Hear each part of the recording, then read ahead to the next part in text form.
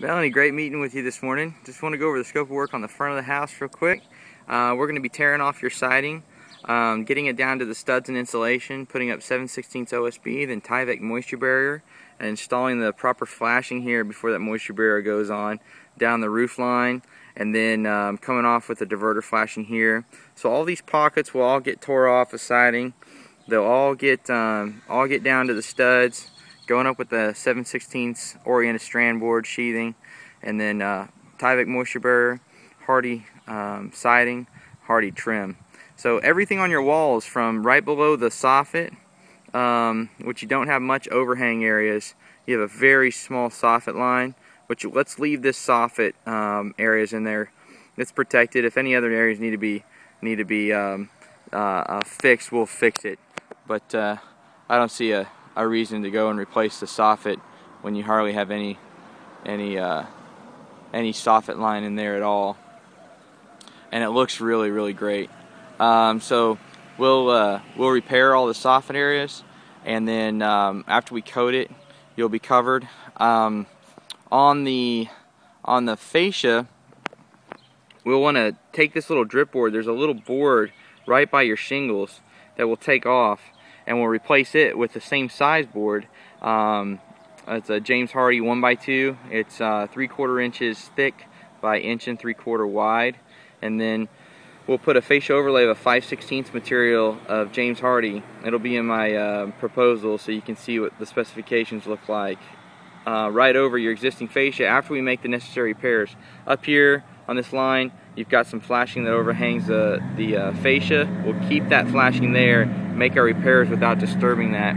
And you've got some rotted wood up there as well that need to be taken care of with the fascia before we do the fascia overlay on it.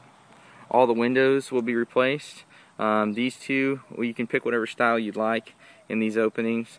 But I would suggest making this one a casement window that opens and this one a casement window that opens. And this one in the center, make it a picture window. These two down here, double hungs, and all these picture windows that don't operate. Over here on the right side of the house, we'll be tearing this shed out and taking it away, putting it in the job site dumpster that we've got. We'll have a 30-yard dumpster that we can put all this stuff in. So that won't be a problem. We get that out of your way pretty quickly. Then all the siding is the same scope of work, tearing it off. Put the 7/16 OSB, put the Tyvek moisture barrier, hardy trim, hardy siding, and we'll keep with the same styling that you have right now. So on the sides you've got, in the back you've got this vertical siding that has a 8-inch profile between the two lines. Well, James Hardie has a 8-inch Sierra profile is what they call it, and it almost looks identical to what you've got. The grain in between the lines, but the lines are about twice as wide. The lines themselves. It's still an 8-inch separation though. Over on the back of the house, same scope of work. We'll work around the patio cover. It's not really a concern. We may not be able to do the fascia overlay in that area, which is okay. That's pretty typical. So we'll end the fascia overlay right here on this edge of this fascia. And then if you want any new lights for your walls, grab them, put them up.